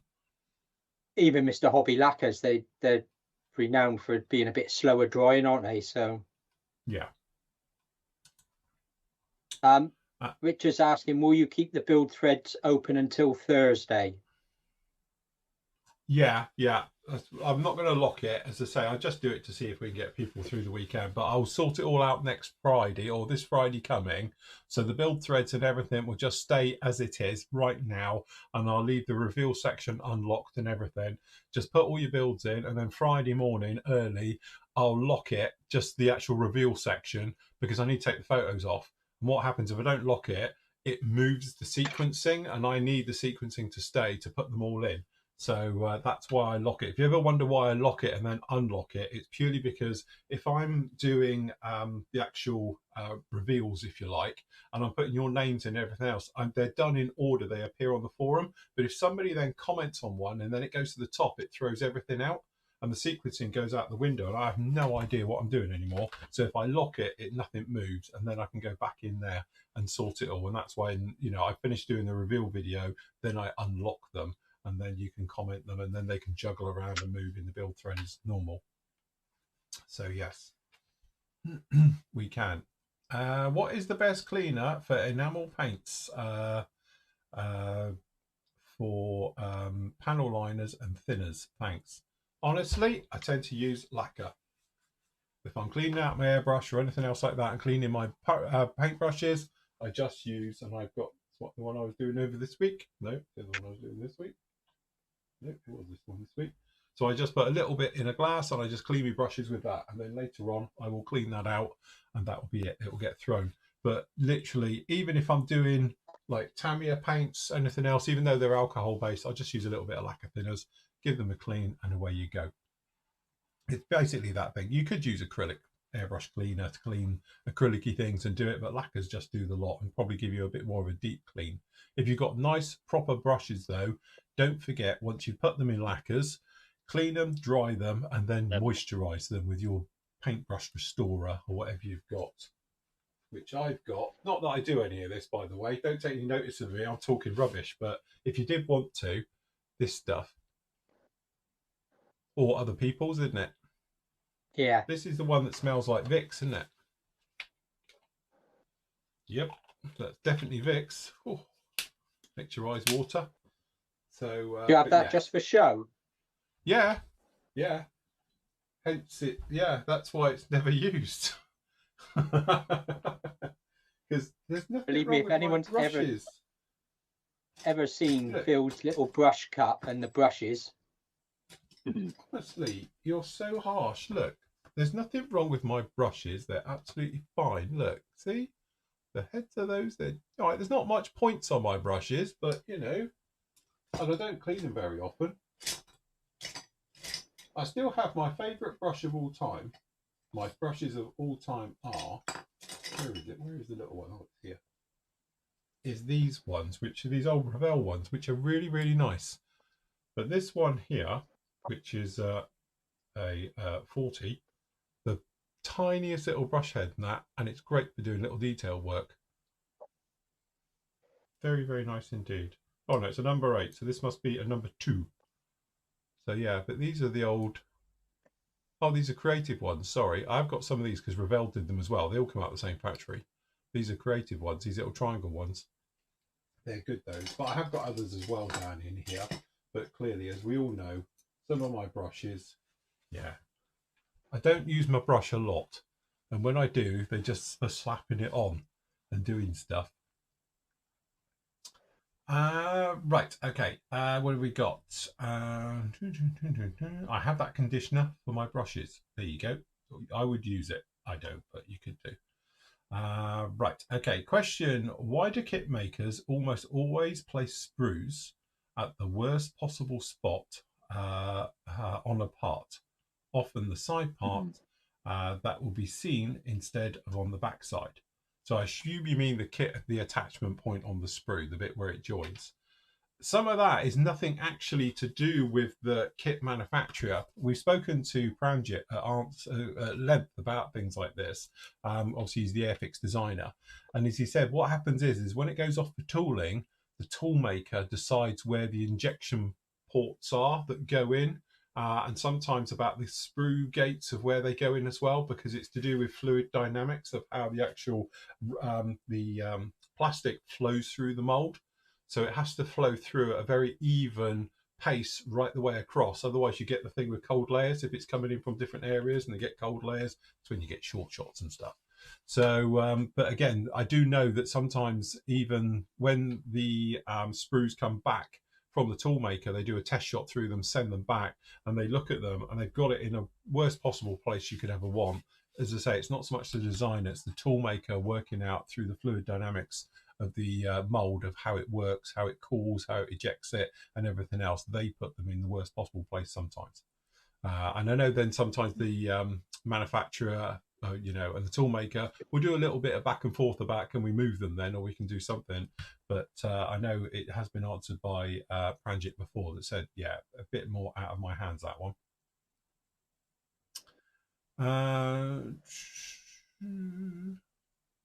In the world of clear coats, best is personal preference, I find. It is. It's what works for you. It's what I've often said on this channel. You'll hear me say it all the time. You know, if it's something where you're used to a product and it works well for you, keep using it. Don't think, oh, because everyone on Instagram and everybody on YouTube's using something else. It's what works for you is definitely the best.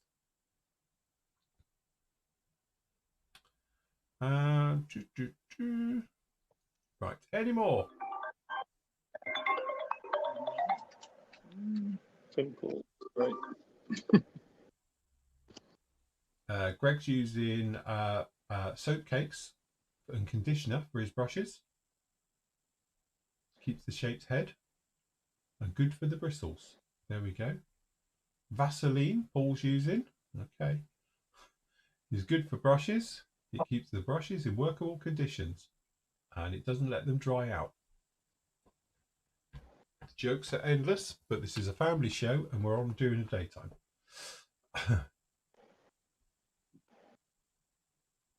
Some of those brushes, you could scrape clear parts with them. Rock hard bristles. What are you trying to say? Also, I've got a few like that. Yeah, where the hairy end Will of the brush. Vaseline not affect the when you try painting again with them though, with Vaseline, because it's not like it's. Well, it's petroleum jelly, isn't it? Petroleum jelly, isn't it? Yeah. Guess you'd have to wash that off first. Don't know. I had somebody the other week and I was talking to them and they were saying about their airbrush and they use petroleum jelly, Vaseline, for all the working parts inside it to keep it lubed and all the rest of it. My thought was, didn't it get a bit, you know, all dust and stuff, get a bit gunked up with it all? So Greg's got a simpler solution, just use soap. Yeah, Greg's saying about the soap bar. Yeah. A lot of it, you know, and as I say, I don't know why I'm talking because I just don't do it. But if you can do it where you mold the head of the brush and all the rest of it, and then keep the brush head from being face down in your paint pot helps. So then that way, you know, you've got a nice sharp point from where you're going on, but also keeping the brush moist in some ways, bristles, like using potions and soaps and everything else like that. It keeps them more supple. They don't dry out, become brittle. So, yes. I never use lube on my airbrushes, I must admit. No. Occasionally, if I get a sticky air, you know, thingy, I just little squirt WD-40. But yeah. If I get a bit sticking out, I cut it off. I'm there with me little Tamiya scissors and you get a hair and I'm like, right, you get tink. Right, let's go. That's why my brushes start off quite big and work smaller. Don't try applying MRP varnishes with a brush. Don't ask me how I know. MRP should not be brush painted ever. No. You definitely just airbrushing with that. It will be very, very, very thin.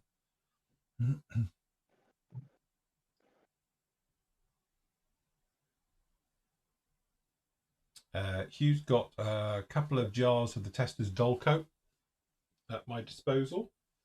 I don't know what I did with my ones. I have those square ones here, but when I moved down here, for some reason I've moved them. They'd gone. But the Tester stuff was always pretty good, I must admit. I've got a bottle of their metal coat. Yeah. I did. I've never tried it, but it's meant to be good, isn't it? It's not perfect. You're going to lose that metal finish, but out of them all, it's probably one of the best ones. Yeah. it's an enamel. So I think the reason it works well is because most of these metal coats are enamel, and it works with the enamel of it instead of killing it off. So just got to say, Peter's leaving. Take care, Peter. Thank you for joining us today. Yeah. Pleasure. So yes.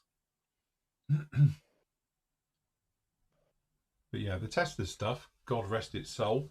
I used to enjoy the Testors acrylics. They were very nice. They used to work great. Very similar to Polyscale. They probably come out of the same factory, but yeah, I've got still quite a few bottles of the Testors enamels for the metal finishes, and some of the buffable ones they had as well. I was going to say they were the first to do like the buffable ones, weren't they? Yeah. Yes, famously, it's what I did that P51 in. I regret that because it just kept coming off until the day it went in the bin. I swear, like it's been 15 years and it's still, every time you pick it up, you got silver hands, and it had a clear coat over it.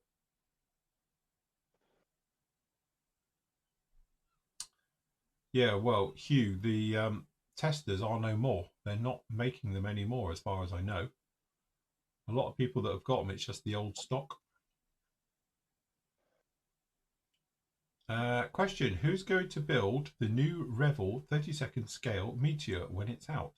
Should be out any second. From what I heard, it should have been out last week, but perhaps they're holding off till this week, so it should be out any second. But it does look nice. It's the right type of Meteor, I have to say. Yeah, it does look good. I saw it at Telford. Don't know, not sure. So, just spent I'd be waiting for their two-seat Hunter, because they announced that last year, didn't they? Saying it was going to be out. So I do like the two-seat Hunter.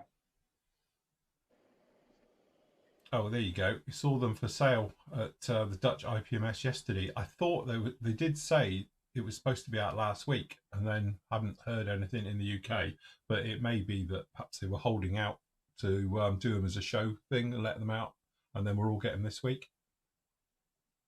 It will be interesting to see it because, as I said, we've had this conversation a lot, but Revell tend to be using like two sources for their injection molding. The stuff that's coming out, I think, of Poland is really nice. So that's their Star Wars stuff is being done in Poland. And the way you can tell, it's got like square sprues and stuff, and it is not soapy, and it's not soft or all the rest of it. It's good, strong, decent plastic all the way through.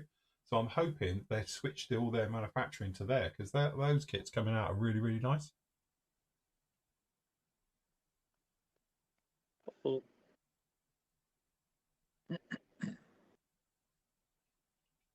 Yeah, Testors bought out the Metallizer paint range along with the other ones, enamels and polyscale acrylics. I know, but they're not doing much of them. Well, certainly nowhere outside the US. Because in fact, our importer for them dropped them.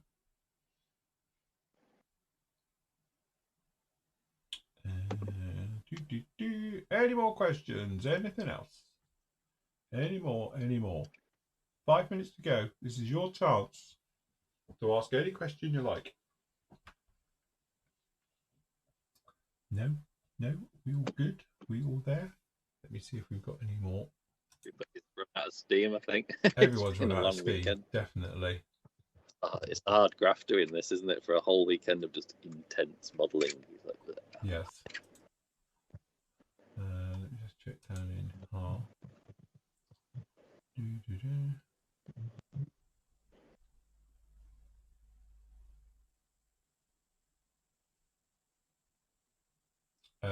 Phil says, have you done a new video about resizing and posting photos? I'm not great with such things, but would love to take part. Yeah, we need to do a new one because a lot of things have changed, but the old one still sort of stands.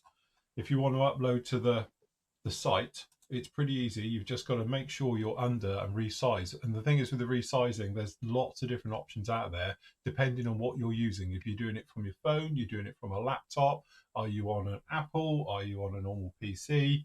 They're the types of things. And I don't have although I've got an Apple phone and I've got an iPad. I don't have a computer. Nathan's got the computer bit. You're an Apple lover, aren't you, Nathan? Have been for a long time. He's with the master Everything race. I do. Apple just work. I mean, I've never had a problem with them. Millions of phone calls from Mrs. Robinson. Okay, right. Let me just go back, see if we've got any more finishers. Any more finishers. Where are we? Any more? Any more? Any more? Oh, we do. We have another finisher just before we go. Speaking of meteors. Oh, can I load? So there we go. So Angus has done the lovely little Airfix 70-second one.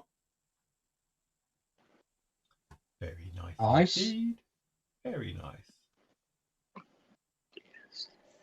It is a handsome aeroplane, isn't it? It is a nice looking jet. Yeah, it's that classic lines, isn't it? That's what draws me towards the new Revell one, but 32 is a big one. Yeah.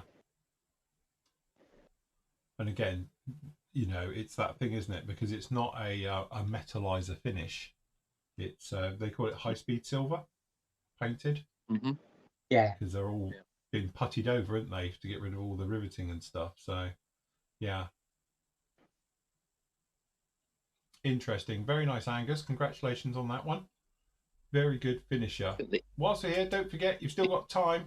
Literally a couple of hours. You've probably got, what, 5 hours for me to get yourself a jig. I've got 4 jigs available still. We've got the flight stands in stock. We've only got 7. And after today, that's it. These will be retired for good for the various anniversary sets. So down in there, you get the holder. You get 3 bottles of wash. You get the tin tray. You get the sticker. And you get the card as well. All for £22.50.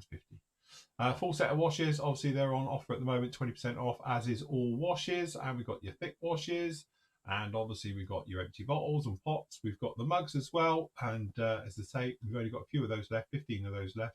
We've got your mouse mats, and we've got your holders, some of the merch stuff as well. And then this lot's been selling very, very well. So we've got your tweezers, and we've got your plastic cards, and we've got your brass rod, and we've got your sanders as well, sander packs, and we've got the actual masking tape templates for cutting them out, to doing strips and things. We've got all of these here as well, if you want to grab any of those. Mat sale over at the PM store is 10% off all orders over £20. So obviously we've got all your various stuff down in there, all the paints and glues, and anything else you've seen any of issues today will be available down in here. Got all your lacquers and your acrylics, you name it, we've got it all down in there as well. So again, that one's going to end at midnight tonight, just down in there. If you want to get anything and you are inside Europe, you can go direct to Karine over at Brevaco Modelling. Obviously, Flory Models Europe is in there as well, and you can order any bits and pieces from her direct, and obviously all the DSP stuff is down in here as well. So if you want to get any of those and all the other stuff that Karine has got, they are down in there. Also, if you're in the US and you don't want to pay Mr. Trump's tariffs and all the rest of it, oh, no, apparently we've gone offline. Oh, it's thinking about it. But you should be able to go to High Altitude Hobbies. All right, so it's highaltitudehobbies.com. There are US stockists, and they've got all of our stuff there as well. And he's doing 10% off all this weekend as well for those. So if you want to get any of your bits and pieces from them, you can do as well. And that is about us for the Turkey Shoot 2025. Hope you've enjoyed it and had a lot of fun over the last 4 days. I know I'm absolutely knackered now, and I've got a stack of orders. So to be honest with you, I'm going to have a couple of days off. I'll be back with you on Wednesday with various things. I'll be back with you with a vlog. Then we've got my show on Thursday night, which is the basic modelling one. So pop up all your questions in the forum for that one, and I'll be there as well. We'll do some demos and live stuff like we've been doing over the weekend as well. So we'll be showing you all about those one. On Friday, I've got the next part of this little lump will be up with you. So we've got this one coming together very, very nicely. And then obviously I'll be working on this one this week. Hopefully by Friday, this will be deckled and somewhat sealed and ready for weathering as well, because that one's going to be mounted airborne in flight as well. So we've got all the things coming along with that. And this little motley crew will be back with you the week after.